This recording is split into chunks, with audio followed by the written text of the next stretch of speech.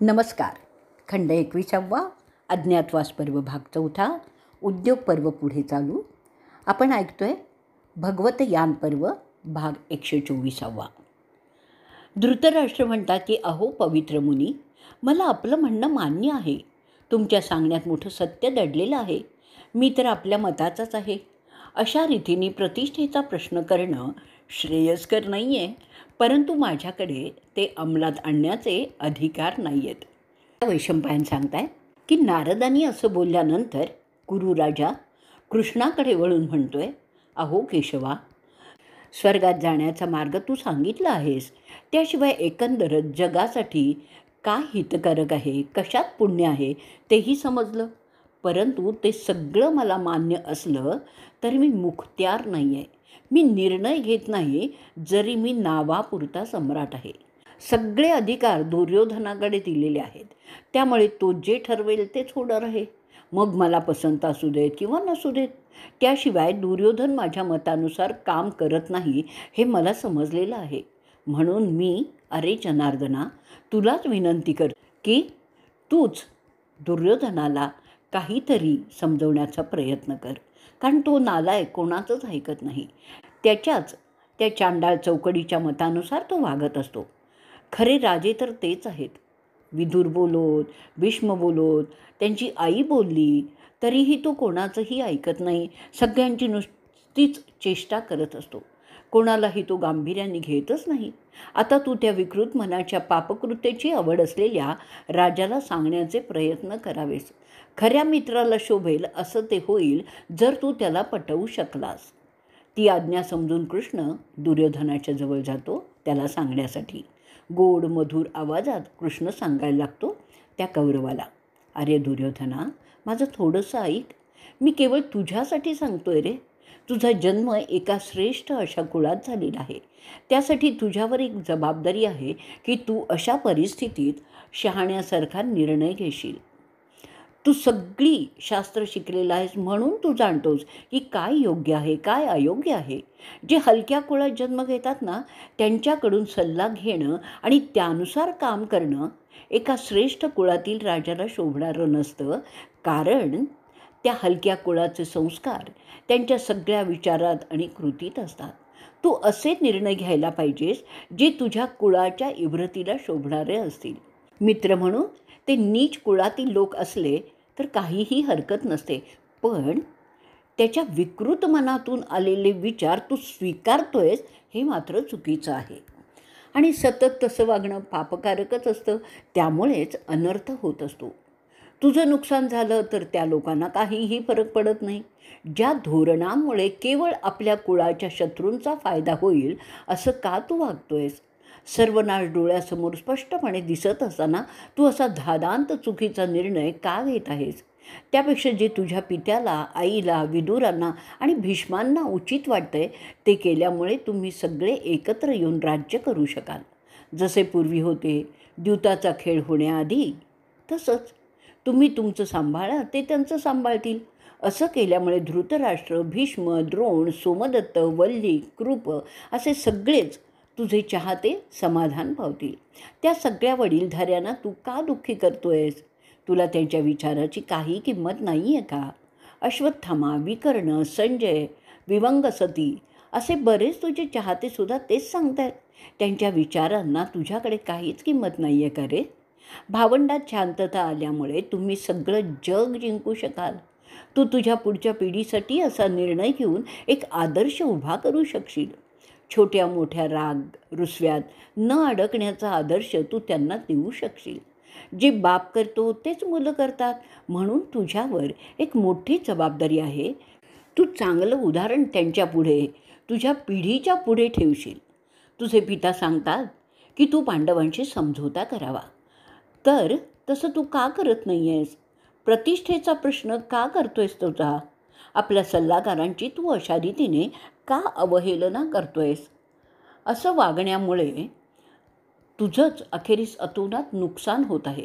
त्यामुळे त्यानंतर पश्चात्ताप करण्यासाठी तुला वेळसुद्धा मिळणार नाही. सल्ला नेहमी गुणवंतांचाच घ्यायचा असतो. जे स्वतः विकृत मनाचे आहेत त्यांच्याकडून सल्ला जर घेतला तर तो सल्लासुद्धा तसाच विकृत असतो आणि परिणामतः तुझं नुकसान होईल त्याचा विचार कर. स्वतःच्या हितचिंतकांच्या मताचा अव्हेर करणारा अंती घोर दुःखात जातो. त्याचा पृथ्वीसुद्धा त्याग करते. स्वतःच्या सामर्थ्यवान आप्तांचा त्याग करून जो परक्यांचं ऐकतो त्याला अंती कोणीही वाचवू शकत नाही. तू पांडवांच्या त्यांच्या जन्मापासूनच द्वेष करीत असताना ते मात्र तुझा द्वेष करीत नाहीत हे तू का लक्षात घेत नाही आहेस?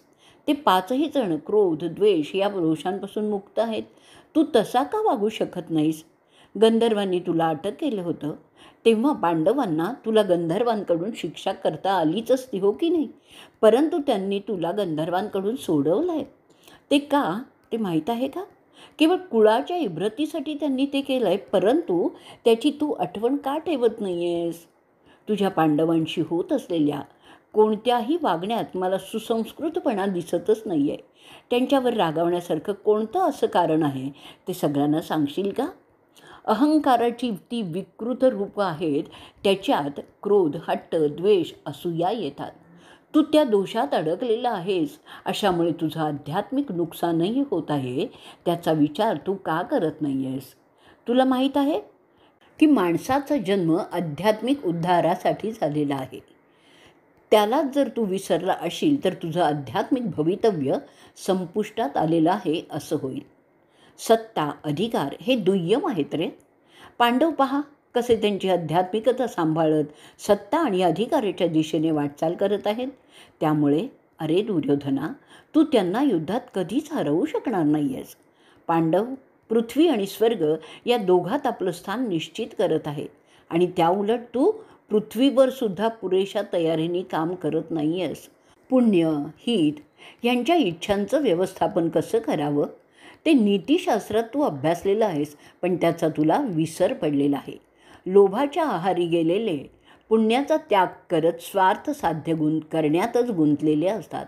त्यांना थोडं काही मिळतं किंवा नाही मिळत, परंतु पुण्याचा नाश झाल्यामुळे त्यांची अधोगती मात्र होत असते.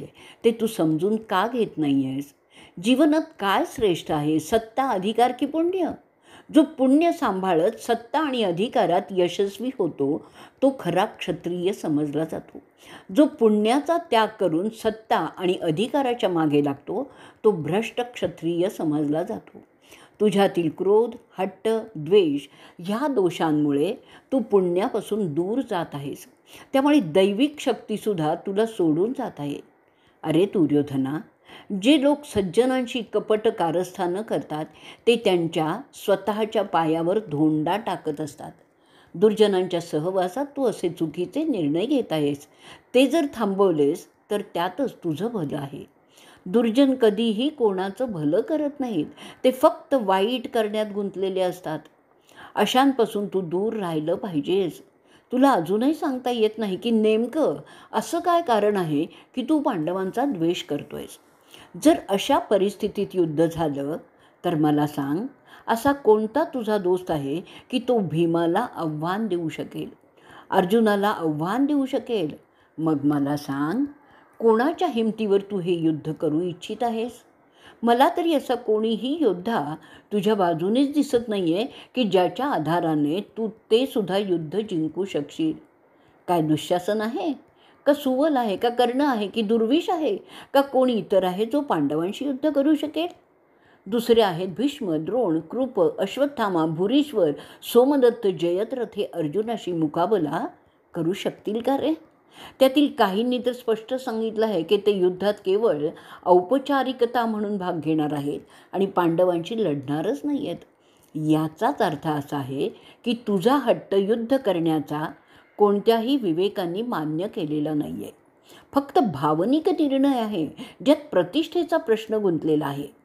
तुला चांगलंच माहीत आहे की क्षत्रियांनी कधीही निर्णय विवेकानेच घ्यायचे असतात, कारण भावनिक निर्णय हे नेहमीच चुकीचे असतात. ते नाशाला कारणीभूत होतात. अरे दुर्योधना, देव, असुर, गंधर्व, राक्षस असे कोणीही धनंजयाशी 2 हात करण्यास समर्थ नाहीत. अशा परिस्थितीत तू कोणाच्या बळावर हा युद्ध करण्याचा निर्णय ठामपणे घेत आहेस ते आम्हाला सांगशील का? जर हे निश्चित आहे की युद्ध झालं तर त्यात तुझ्या सैन्याचा दारुण पराभव होणार, मग हा अविवेक का करतो आहेस? तुला माहीत आहे खांडव प्रस्थात पांडवांनी कसे सगळे गंधर्व, यक्ष, पन्नग मारून ते मोकळे केले होते. सगळ्यांना माहीत आहे जेव्हा तुझे कौरव विराटांची गुरं पळवण्यासाठी मत्स्य देशात गेली होती तेव्हा एकट्या अर्जुनाने, तेही बाईच्या वेशात असूनही, तुम्हा सगळ्यांची कशी फजिती केली होती. मग ते सगळं माहीत असूनही तू युद्धाच्या निर्णयाला का धरून बसला आहेस? अर्जुनाकडील दैवी अस्त्र शस्त्र तुझ्या सगळ्या फौजांचा पाडाव करणार आहेत. अर्जुनाने साक्षात शिवाला द्वंद्वात आव्हान दिलं आहे. त्यानंतर शिव त्याच्यावर संतुष्ट झालेत आणि त्यांनी त्याला त्याची जहाल अशी आयुध प्रदान केलेली आहेत. हे तर सर्वश्रुत आहे. अशा पांडवांशी लढण्याचा विचार फक्त एक मूर्ख माणूसच करू शकतो. तू मूर्ख आहेस का? अरे, ज्याच्याशी साक्षात इंद्र लढण्याच्या गोष्टी करत नाही त्याला तू आव्हान देत आहेस. याचा अर्थ तुझी बुद्धी नाठी झालेली आहे. तुझ्या एकट्याच्या चुकीच्या निर्णयामुळे हे सगळे मरणार हे कोणालाही पसंत नाही आहे. जर तू पांडवांशी समझोता केलास तर तुमच्या राज्याचा युवराज घोषित केला जाईल आणि तुझे पिता सम्राटच राहतील. त्यामुळे तुमची हल्लीची समृद्धी जी आहे ती कायम राहील. मग काय हरकत आहे समझोता करण्याला? पृथाची मुलं त्यांच्या राज्यात राहतील. दोघात मैत्री करार केल्यामुळे तुम्ही दोघंही इतर राजांवर सत्ता गाजवू शकाल. आणखीन काय पाहिजे तुला? पण इथेच आपण आज 124वा भाग संपवणार आहोत. भाग 125. वैशंपायन पुढे सांगतात की केशवाचं ते बोलणं ऐकल्यावर शंतनुपुत्र भीष्म बोलतात दुर्योधनाला, कृष्णाने जे उचित आहे तेच तुला सांगितलेलं आहे. ते जर तू मान्य केलंस तर शांतता आपल्या कुटुंबात नांदणार आहे. त्यात क्रोधासारख्या दोषांना वावच नाही आहे. त्याचं ऐक, त्यानुसार धोरणात बदल कर.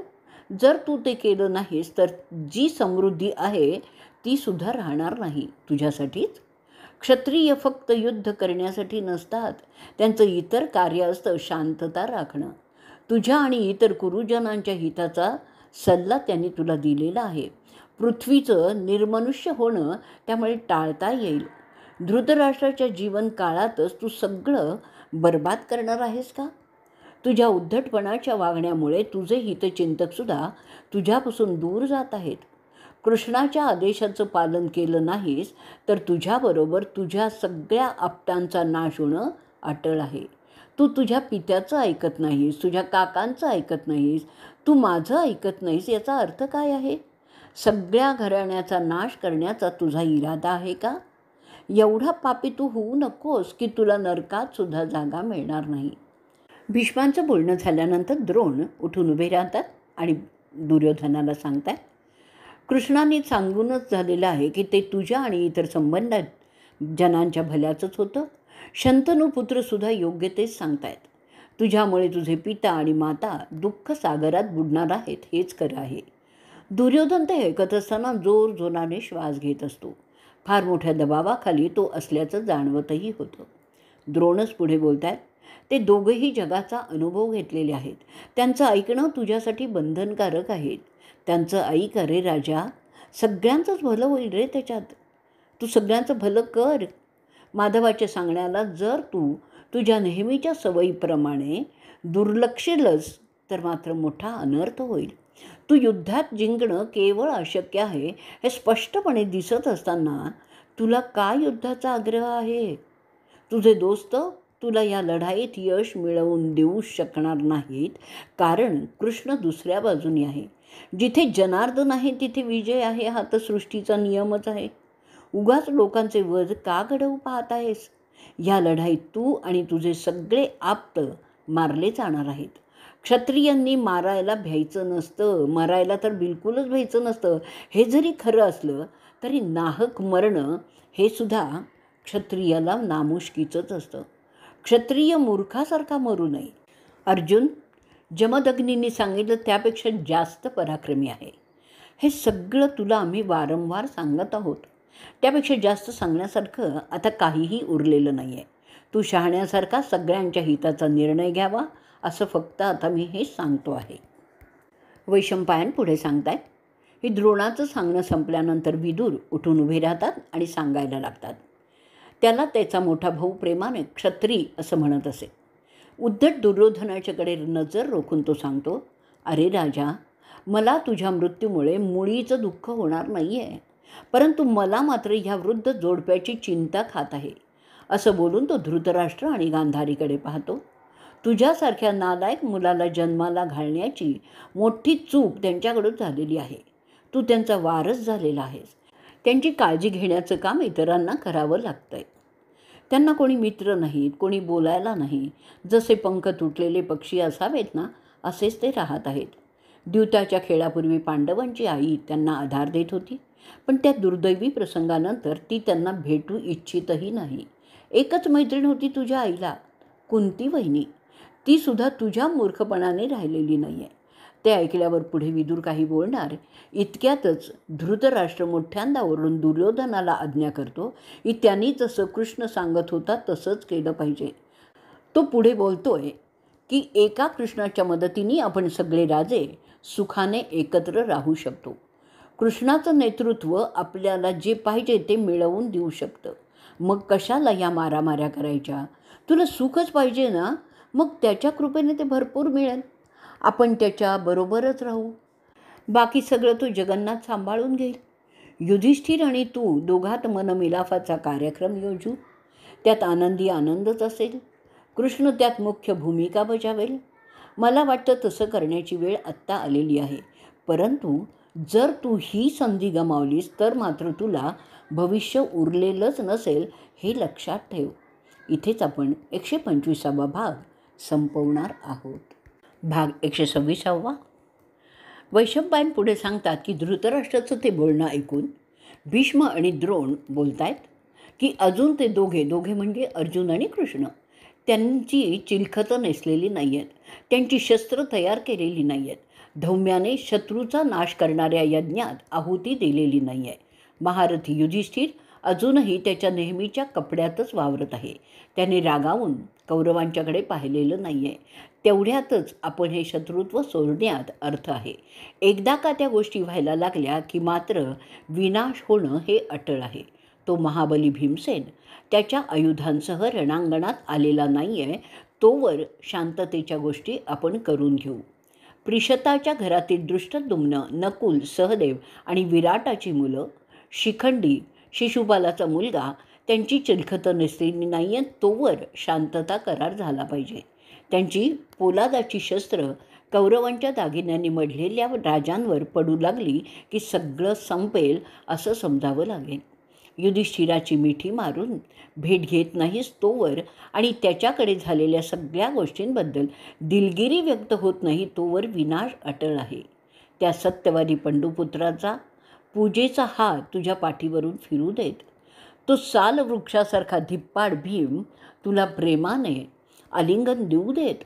तुझ्याशी प्रेमाने गप्पा मारू देत. ते अर्जुन आणि माद्रीचे जुळे तुझ्या कपाळाचं प्रेमाने चुंबन घेऊ देत. तुम्हाला असं एकत्र झालेलं पाहून आपले सगळे मित्र राजे आनंदाश्रू ढाळू लागतील.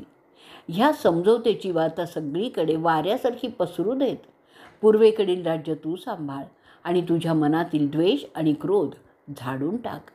अशा रीतीने इथेच आपला 126वा भाग संपलेला आहे. भाग 127. वैशंपायन पुढे सांगत असतात की दुर्योधन ते सगळं ऐकत असतो जे त्याला मान्यच नसतं. त्यानंतर दुर्योधनाची पाळी येते बोलण्याची, तेव्हा तो उठून उभा राहतो आणि बोलायला सुरुवात करतो. अरे केशवा, तुला जे सांगायचं होतं ते तू तुझ्या मताप्रमाणे सांगितलेलं आहेस आणि मला ते आवडलेलं नाही आहे. मला आवडलेलं नाही हेही नाही आवडलेलं की तुम्ही मलाच सगळा दोष देत आहात. तुला पार्थाच्या मुलांचा कळवळा आहे हे सगळेच जाणतात. त्याप्रमाणे तुझा सल्ला आहे. आमच्या दोघांचं बळ पाहून मलाच कमी ठरवलं आहे. मला माहीत आहे तू आणि क्षत्री, माझे पिताश्री, आमचे शिक्षक, गुरु, स्वतः आजोबा सगळे मलाच खोटा साबित करत आहात. कोणीही कशाही प्रकारे घटना घडल्या त्याचा विचार करतच नाही. द्यूताच्या खेळापासून ते सुरू झालं. पांडव म्हणजे युधिष्ठिर मोठ्या खुशीने खेळण्यास तयार झाला. त्याच्या अटीसुद्धा त्याने स्वतःहून मान्य केला. त्यात माझा किंवा माझ्या कोणाचा काय दोष होता? खेळात तो हरत गेला, त्यात माझा काय दोष? द्यूत तो शकुनीशी खेळत होता, अर्थातच माझ्याशी नाही. मग मला कसा दोष लागतो? त्यानंतर त्यांनी हरलेली सगळी त्याला मी परत केलेली होती. तरीही मी दोषी कसा? पुन्हा ते खेळायला आले, ते पुन्हा हरले. त्यांना खेळता येत नाही हा काय माझा दोष होता? त्यावेळी ठरलेल्या अटींप्रमाणे ते वनवासात गेले. त्याशिवाय 1 वर्ष अज्ञातवासात गेले. ते त्या अटींप्रमाणे झाले, मग त्यात माझा कसा दोष? त्यासाठी ते मला त्यांचा शत्रू जर मानत असतील तर तो दोष माझा कसा? अरे कृष्णा, मला सांग, ते पांडव माझ्याशी का भांडण उकरून काढत असतात? मी त्यांना कोणती इजा केली आहे ते दाखवा बघू.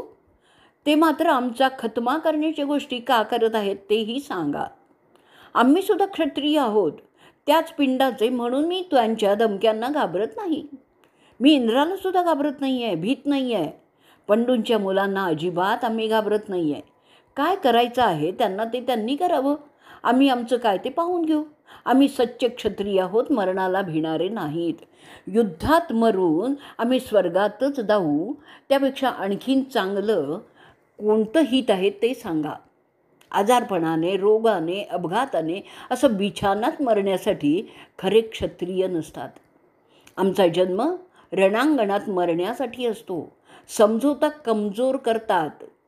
पांडवातील युधिष्ठिर कमजोर आहेत हे सगळ्यांनाच माहीत आहे, म्हणून त्याने कृष्णाला इथे शांतता करार करण्यासाठी पाठवलेलं आहे.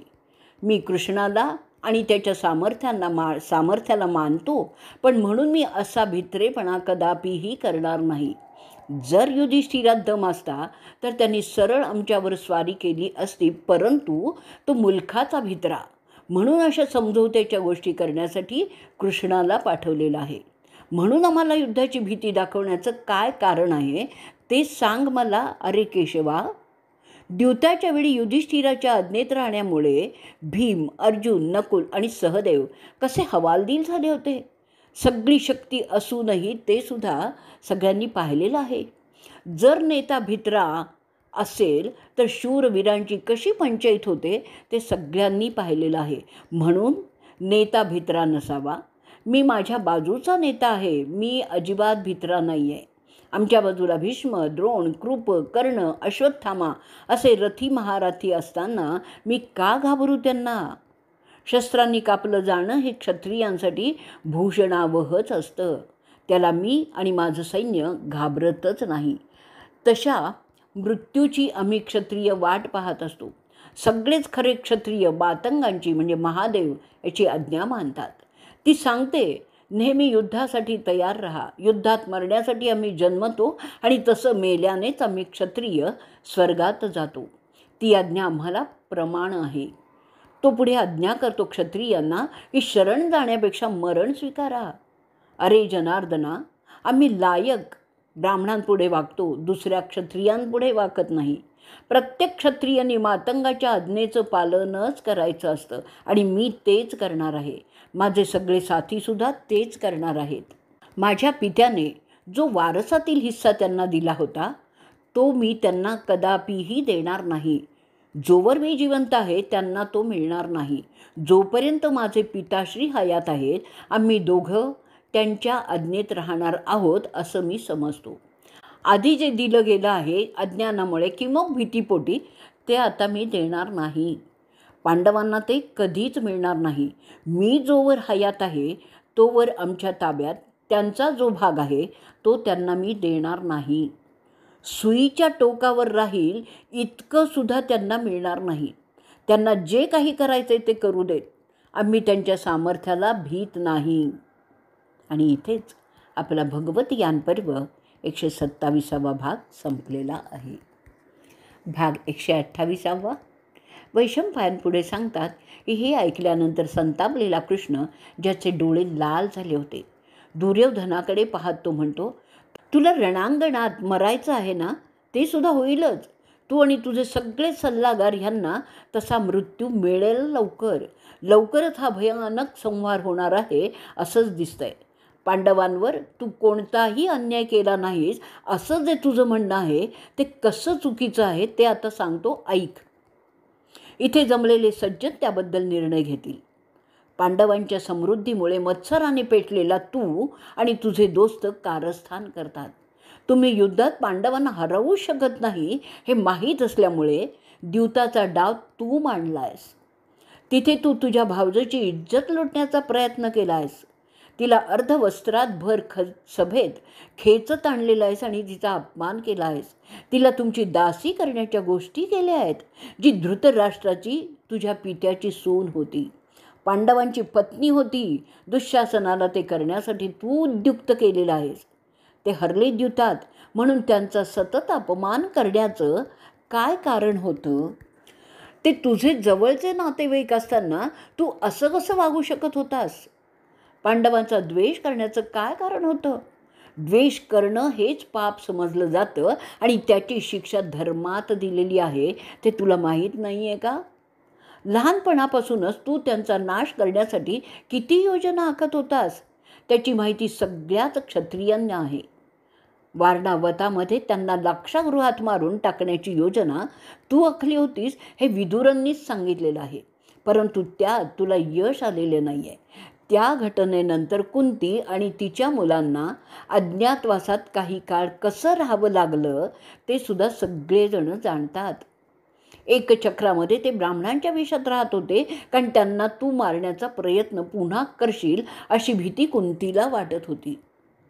पांडवांना विषप्रयोगाने मारण्याचा तुझा प्रयत्नही फसला आहे.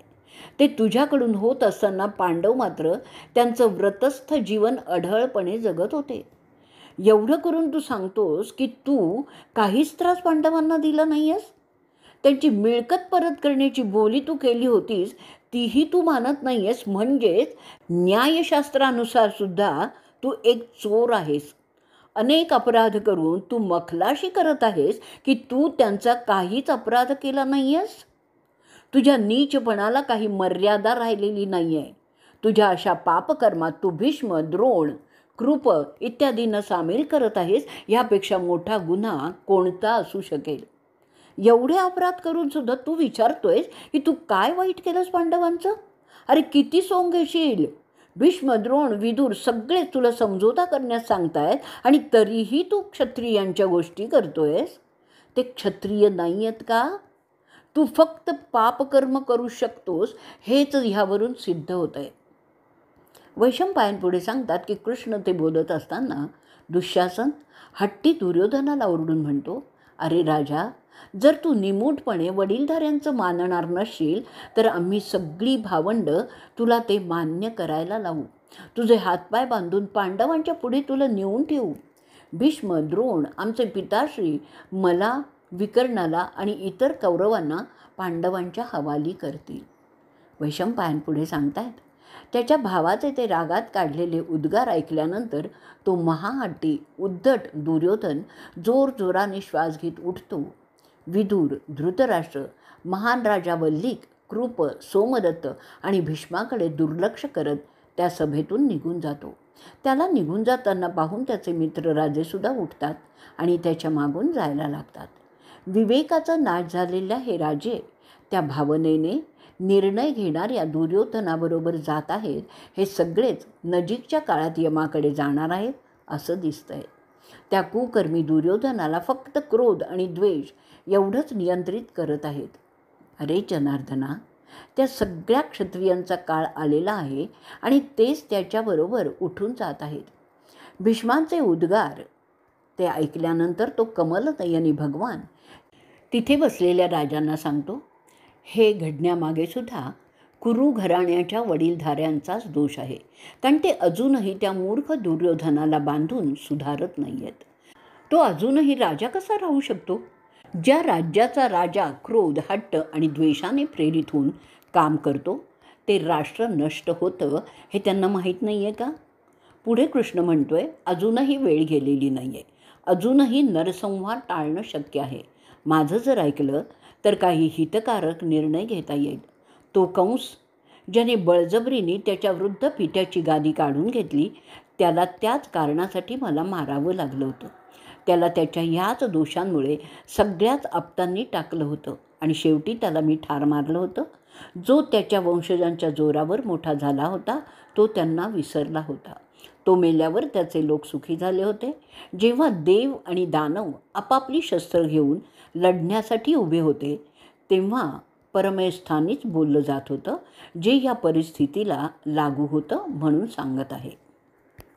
असंही सांगतात की जेव्हा जगाची लोकसंख्या दोनात विभागलेली होती, असुर दैत्य दानव विरुद्ध आदित्य व सुरुद्र असं युद्ध होतं.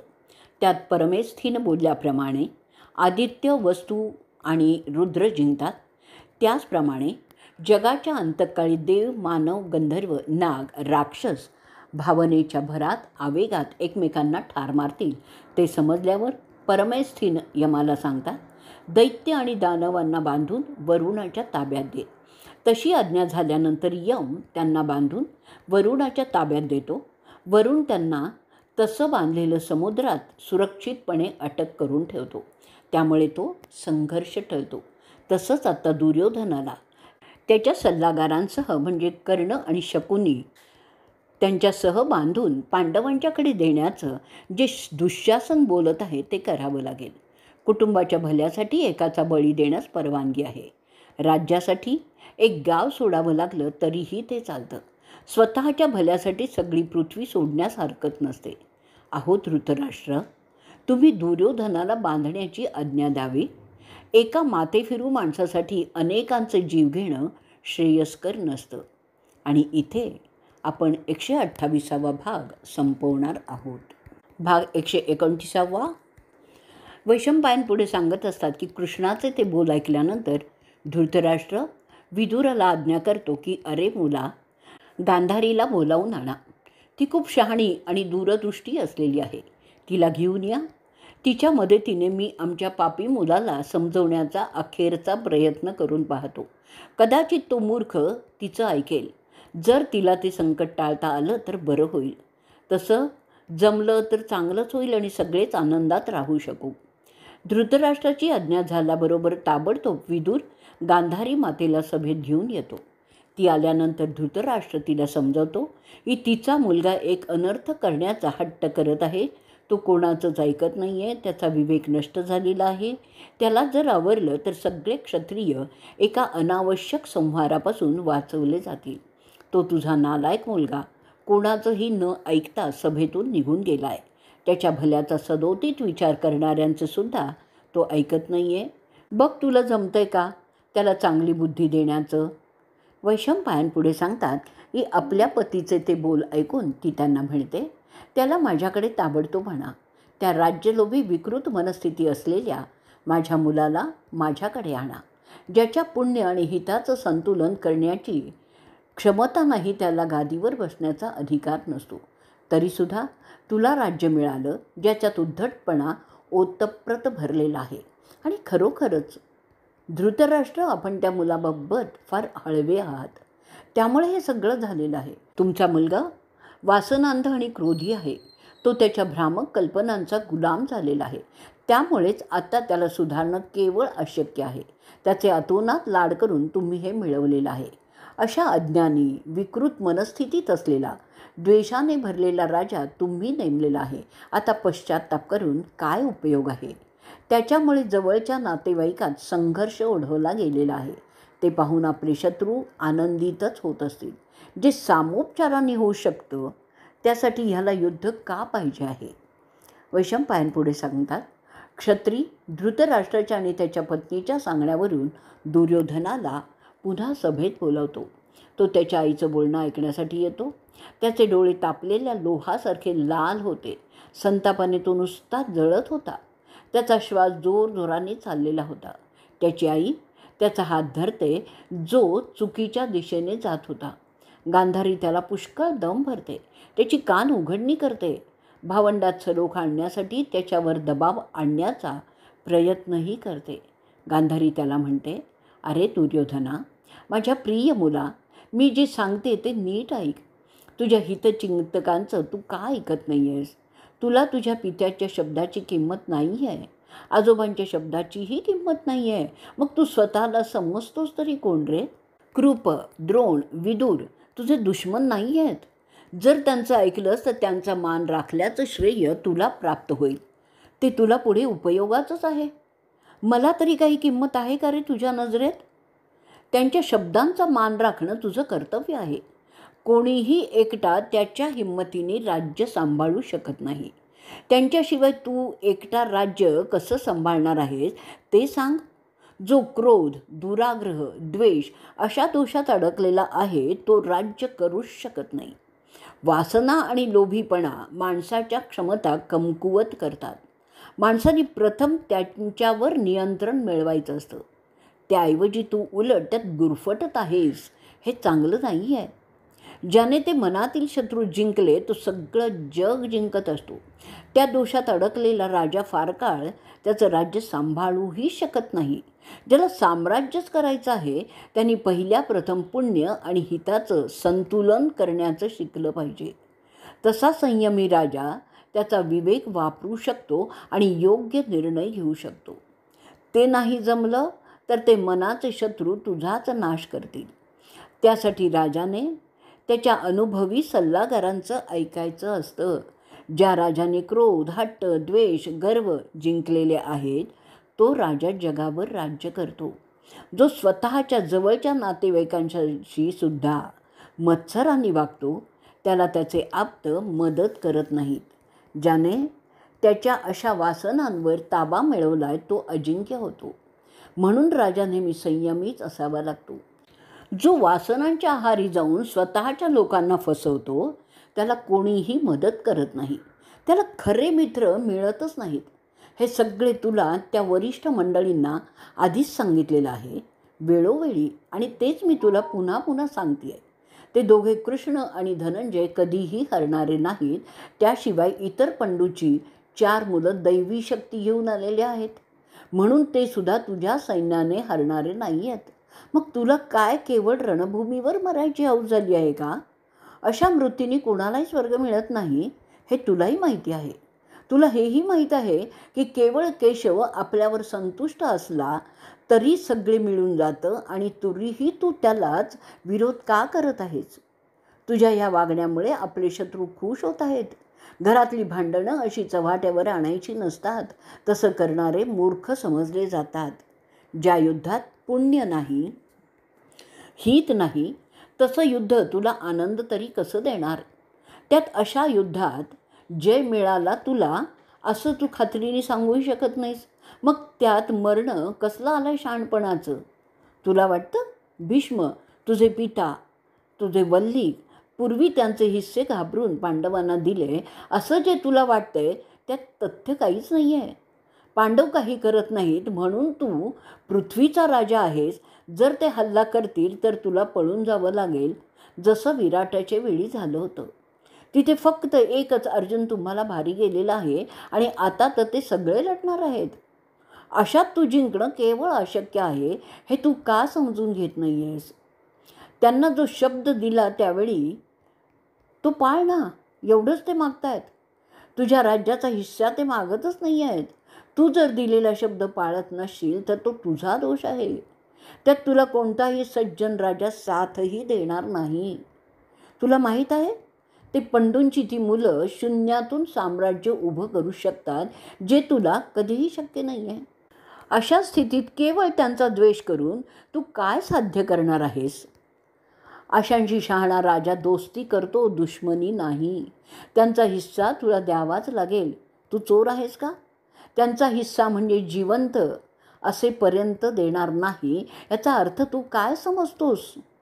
त्यांना 13 वर्ष विनाकारण अरण्यात जायला लावलं आहेस ते तुझ्याच्याने पुरेसं झालं नाही आहे का? आणखी किती द्वेष तू त्यांचा करणार आहेस आणि का? त्यांच्या संपत्तीवर तुझा काहीही हक्क नाही. ती तुला सोडावीच लागणार आहे. तुला वाटतं भीष्म, द्रोण, कृप आणि सोमदत्त, वल्लीक तुझ्यासाठी पांडवांवर शस्त्र चालवतील? तर तो तुझा फक्त भ्रम आहे. ते त्यांना स्पर्शसुद्धा करणार नाहीत. केवळ एक तो सुतपुत्र कर्ण तुझ्याबरोबर आहे, त्याचा क्रोध त्याला ती शस्त्र चालवू देणार नाहीत. कारण ती शस्त्र चालवण्यासाठी संयम असावा लागतो, जो क्रोधामुळे नष्ट होतो. पांडवांना क्रोध नाही आहे, वासनिकता नाही आहे. ते ब्रह्मचर्य पाळतात, त्यामुळे त्यांची शस्त्र तुमच्या शस्त्रांपेक्षा जास्त प्रभावी ठरणार आहेत. द्वेष करणारे कधीच संपन्न होत नाहीत. प्रतिष्ठेचा प्रश्न करूच नकोस, त्यांनी तुझंच आणि तुझ्याबरोबर तुझ्या आप्तांचंही नुकसान होणार आहे. इथेच आपण 129वा भाग संपवणार आहोत. भाग 130वा. वैशंपायन पुढे सांगतात की आईचं ते अर्थपूर्ण विवेचन, पालथ्या घड्यावर पाणी असंच होतं. तो मूर्ख मुलगा काही न बोलता सभेतून निघून जातो. आईला दिसत नसल्यामुळे ते तिला समजतच नाही. मात्र तो सुबलाच्या मुलाचा सल्ला घेण्यास जातो, कारण गांधारीचा तो भाऊ असतो.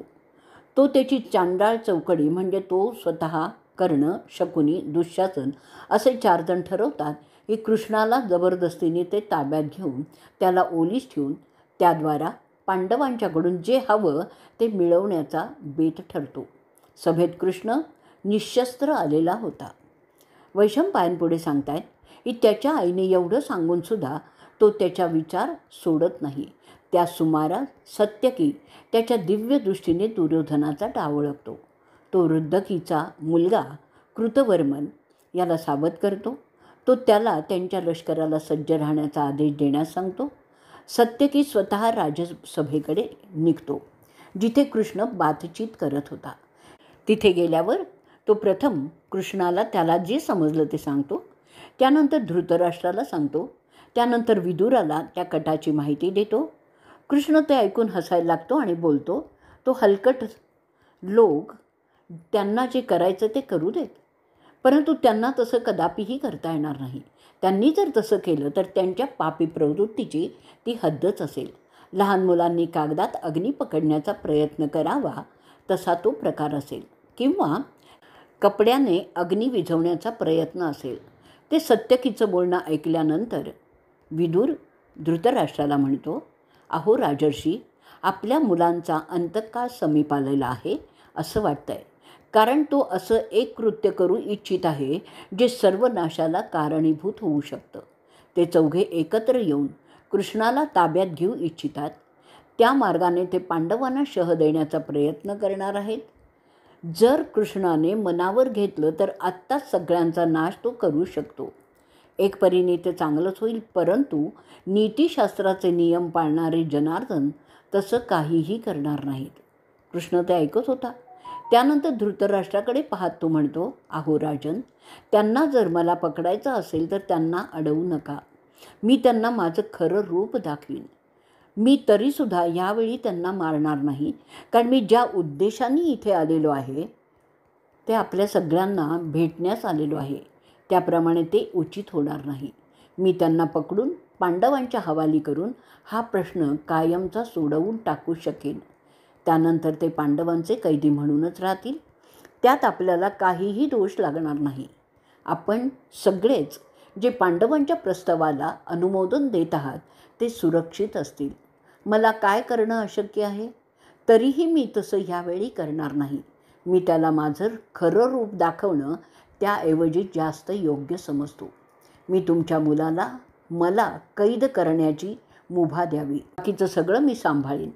कदाचित त्या अनुभवानंतर तुमचा मुलगा सुधारेल अशी आपण सगळेच अपेक्षा करूयात. विदुर आज्ञा देतो की त्या नालायक दुर्योधनाला त्वरित सभेत आणा. शेवटचा प्रयत्न त्याला सुधारायचा आपण करून बघू. दुर्योधन सभेत नाईलाजाने येतो. त्याच्याबरोबर त्याचे मित्र, राजे आणि भावंडसुद्धा असतात. दुर्योधनाच्या दोन्ही बाजूला कर्ण आणि दुःशासन असतात. तो पुढे त्यांना बोलतो की तू आणि तुझे पापाचरणी मित्र जे काही करू पाहत आहात ते शक्य नाही हे तुम्हाला कसं समजत नाही. पांडवांच्या वकिलाला कृष्णाला आपण अशा रीतीने कैद कसं काय करू शकता. जे केवळ अशक्य आहे ते करण्याच्या योजना तुम्ही आखत आहात. तुमची अक्कल काय शेण खायला गेली आहे का. ज्याला सगळं सैन्य आवरू शकत नाही त्याला तुम्ही कैद करण्याच्या गोष्टी करत आहात. धृतराष्ट्राच्या त्या उद्गानानंतर विदुर दुर्योधनाला रागावून म्हणतो, अरे नालायका, मी काय सांगतो ते नीट ऐक. सौभाच्या दरवाजात असताना तिथल्या माकडांनी मोठे मोठे दगड टाकले आणि रस्ता बंद केला होता, तरीही त्यातून केशव सही सलामत बाहेर आला, हे तू विसरलास का? अशा कृष्णाला तू पकडण्याच्या गोष्टी योजना आखतोयस? नरकासुराला मारून त्याने बंदी केलेल्या हजारो बायकांना मुक्त केलं होतं, हे तू विसरलास का? निर्मोचन नगरीतसह हजार असुर त्याला पकडू शकले नाहीत. एक लहान बालक असताना त्याने पूतना राक्षसिणीला मारलेलं होतं, ते तू विसरलास का? त्याने एका हाताच्या कलंगडीवर गोवर्धन, कलंगडी म्हणजे करंगळी, गोवर्धन पहाड उचललेला होता, त्याला तू कैद करण्याच्या गोष्टी करतोयस. काय म्हणावं रे तुझ्या मूर्खपणाला? ज्यांनी मोठे असुर जसे अरीश, धेनुक, चाणूर मारले होते, त्याला तू पकडण्याच्या गोष्टी करतोयस. त्याने कंस, जरासंध यांना मारलेला आहे. ज्यांनी राजा वरुण, पावक यांना हरवलेलं आहे. जेव्हा तो स्वर्गातून पारिजात पृथ्वीवर आणत होता, त्यावेळी त्याने इंद्राला सुद्धा हरवलेलं आहे. त्याने असुर, मधु आणि कैटभाला मारलेला आहे. एका अवतारात त्याने हयग्रीवाला हरवलेलं होतं. अरे मूर्खा दुर्योधना, कृष्ण हा साक्षात ऊर्जा स्रोत आहे. सगळ्या ऋषीमुनींचा त्याला पकडण्याच्या गोष्टी करत आहेस. तो जे इच्छील तेच होत असतं, कारण तो सगळ्या गोष्टींच्या मुळाशी असतो. त्याला तू ओळख आणि शरण जा. त्यातच तुझं आणि आमच्या सगळ्यांचं भलं आहे. त्याला पकडण्याच्या प्रयत्नात तू आणि तुझे सगळे साथी नष्टच होतील. इथेच आपण 130वा भाग संपवणार आहोत. भाग 130. वैशंपायन पुढे सांगतात की विदुराने ते बोलल्यानंतर कृष्ण धृतराष्ट्राच्या मुलाला म्हणतो, तुझा भ्रम आहे की मी एकटा आहे. मीच काय, कोणीही कधी एकटं नसतं. अदृश्य शक्ती सदैव प्रत्येकावर नजर ठेवून असतात. माझ्या बाबतीत विशेष आहे, कारण सगळे वसु, आदित्य, रुद्र, साध्य आणि मरुत माझ्या भोवती असतात. त्याशिवाय देवर्षी लक्ष देऊन आहेत माझ्याकडे. त्याशिवाय मानव स्वरूपात वृष्णी, अंधक, भोजही आहेत. सैन्याच्या रूपात ज्यांचं काम सत्यकी आणि कृतवर्मन पाहत आहेत. असं बोलून कृष्ण जोरजोराने हसायला लागतात. जसे महान भगवान शौरी हसत होते, तेव्हा त्याच्या अंगातून अग्नी येऊ लागला. त्यातून असंख्य देव विविध रूपात बाहेर येत होते. विश्वदेव, यक्ष, गंधर्व, राक्षस त्या आगीतून बाहेर येत होते. ते रूप अत्यंत भयावह होतं. त्यांचे आकार अंगठ्या एवढेच होते. त्या सगळ्यांच्यावर साक्षात ब्रह्म बसलेले दिसत होते. कृष्णाच्या 2 हातातून एका बाजूस शंकर्षण म्हणजे बलराम हातात औत घेऊन, तर दुसऱ्या हाताजवळ धनंजय त्याच्या गांडीवासह उभे दिसत होते. ते एक विश्वरूपच होतं. ते दर्शन होत असताना त्याच्या भोवती भीम, युधिष्ठिर, नकुल आणि सहदेव होते. कृष्णाची आयुध शंख, भाला, सुदर्शन चक्र, गदा, धनुष्य, सारंग अशी चमकत होती. त्याच्या डोळ्यातून ठिणग्या बाहेर येत होत्या. ते रुद्र रूप पाहून तिथे जमलेले राजे तर भेदरूनच गेले. ते विश्वदर्शन त्यांना कृष्णाने दिलं ते दाखवण्यासाठी की दुर्योधन किती मूर्ख आहे. जे खरोखरच तत्वनिष्ठ होते, जसे भीष्म, द्रोण, विदुर, पवित्र संजय आणि काही ऋषी, ते फक्त पाहू शकत होते. त्यावेळी स्वर्गातील वाद्य वाजू लागली. कृष्णाच्या अंगावर दैवी फुलांचा शिडकावा व्हायला लागला.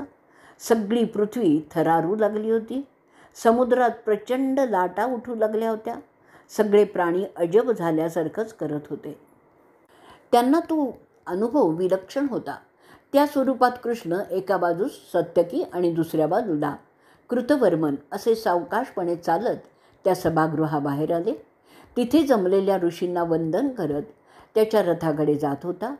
सभागृहात प्रचंड गदारोळ उठला. कण्व, नारद त्यांच्या ठिकाणी जाण्यासाठी अदृश्य झाले. जसे जनार्दन त्याच्या रथाकडे जात होता, सगळे राजे, कौरव त्याच्या मागून चालत होते. जसे देव इंद्राच्या मागे चालतात. बाहेर रथाजवळ दारुक सारथी तयारच होता. कृष्णाचा रथ पांढरा शुभ्र होता आणि त्याला छोट्याशा घंटा शोभेसाठी लावलेल्या होत्या. रथावर रत्नांची सजावट होती. त्यातील आसनांवर शुभ्र वाघाच्या कातड्याची वेष्टन होती. त्याच्या बाजूने वृष्णी योद्धा सत्यकी आणि हृदिकाचा मुलगा कृतवर्मन होते. कृष्ण त्याच्या जाण्याच्या तयारीत होता. तेव्हा धृतराष्ट्र त्याला म्हणतो, अहो भगवंत, तुम्ही पाहिलं आहे की तो माझा ऐकत नाही. आम्हा दोघांचा तो उपमर्द करत आहे. कसा वागतोय ते तुम्ही बघितलंच आहे. तुला आता सगळं ठाऊकही झालेलं आहे. या लढाईत माझा काहीही सहभाग नसेल. कुरु आणि पांडवात समेट करण्याचे माझे प्रयत्न त्यांनी उद्ध्वस्त केलेले आहेत. अशा परिस्थितीत तुला माझा काही संशय आलेला आहे असं तरी मला वाटत नाही आहे. किंबहुना तो संशय तुला आलेलाच नाही असंच मी समजतो. तो त्याच्या आईचं सुद्धा ऐकत नव्हता हे सुद्धा आपण पाहिलेलं आहे. मी शांतता प्रस्थापित करण्याचे माझ्या परीने प्रयत्न केलेले आहेत तेही तू पाहत आहेस. वैशंपायन पुढे सांगतायत. ते ऐकल्यानंतर भगवंत धृतराष्ट्र, द्रोण, भीष्म, क्षत्री, वल्लिक, सोमदत्त आणि कृप यांना बोलतो. दुर्योधन एखाद्या अज्ञानी माणसासारखा हट्ट करत आहे. त्याचा विवेक संपुष्टात आलेला आहे. ज्या रीतीने तो रागावून गेला त्यात धृतराष्ट्र म्हणतायत की ते सत्ताहीन झालेले आहेत. त्यात सगळं आलेलं आहे.